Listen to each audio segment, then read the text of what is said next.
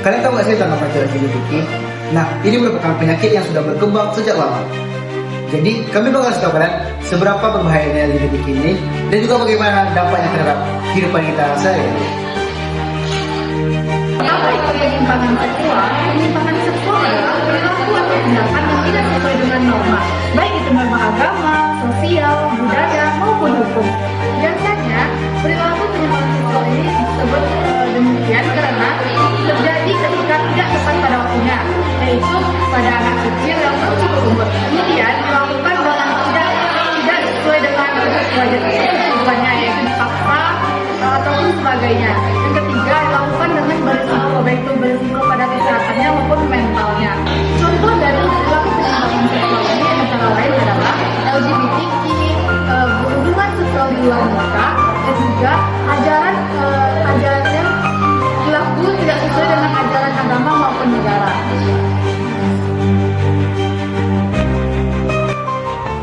Kemudian kita akan masuk ke penjelasan apa saja perilaku penyimpangan seksual yang ada di dunia. Jadi di dunia itu ada beberapa perilaku penyimpangan seksual. Yang pertama ada lesbian dan gay.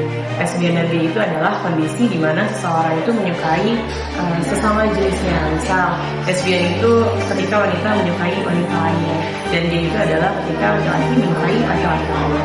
Selanjutnya ada biseksual. Jadi biseksual ini adalah kondisi di mana individu itu menyukai lebih dari satu jenis kelamin. Jadi bisa saja wanita menyukai wanita dengan laki-laki atau laki-laki menyukai wanita dengan laki-laki juga.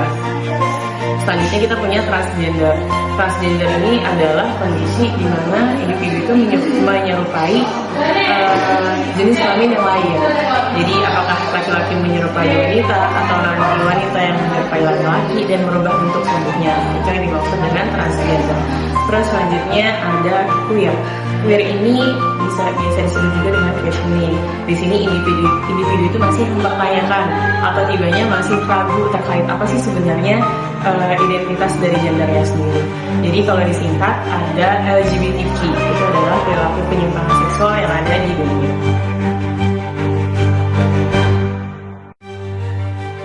Kenapa sih bisa terjadi penyimpangan seksual? Beberapa faktor risikonya. Yang pertama, kurangnya pengetahuan tentang kesehatan reproduksi dan batas-batas perilaku seksual.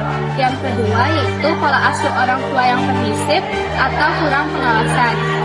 Yang ketiga, yaitu pengaruh teman sekitar atau lingkungan sekitar yang menuntut untuk melakukan hal-hal yang belum sepatutnya. Yang keempat, yaitu adanya konten-konten yang belum sesuai usia. Yang kelima yaitu hubungan antara orang tua dan anak yang masih belum terbuka, sehingga pendidikan seksual itu masih belum terlaksanakan. Lalu, kenapa sih penyimpangan seksual ini perlu ditangani? Jika tidak ditangani, akan menimbulkan berbagai dampak seperti masalah reproduksi, kehamilan tidak diinginkan, stres secara emosional, bahkan konflik dengan budaya, agama, dan ras. Selain itu, penyimpangan seksual ini bisa menimbulkan rasa malu, mengurung diri, bahkan dapat memutus tali persaudaraan. Dan yang paling penting, kita ini adalah remaja dalam masa pertumbuhan. Jika kita salah mengambil keputusan, maka akan memberikan dampak dalam jangka waktu yang panjang. Oleh karena itu, sejak dini kita perlu mengetahui apa itu LGBT dan bagaimana cara menanggulanginya agar kita hidup aman dan sehat. Apa yang bisa kita lakukan sebagai pelajar? Yang pertama, kita dapat mengetahui batasan tubuh yang dapat dipegang dan tidak dipegang oleh orang lain. Dan jika ada ajakan, kita dapat menolaknya. Yang kedua, kita dapat terbuka berkomunikasi dengan orang yang kita percaya, seperti guru BK atau orang tua. Selanjutnya, kurangi paparan konten yang tidak sesuai atau tidak cocok dengan usia kita. Selanjutnya, bangun pola pikir kritis dari media sosial atau internet. Lalu, menguatkan nilai-nilai diri sendiri seperti nilai agama ataupun budaya. Kalau kamu mengalami sesuatu yang menurutmu tidak benar atau tidak pantas, atau bahkan teman kamu sendiri yang mengalami hal tersebut, maka jangan diam. Hal pertama yang perlu kamu lakukan adalah bicara kepada orang yang kamu percaya, seperti orang tua, guru BK, atau konselor sekolah. Yang kedua adalah meminta bantuan atau solusi dari sekolah.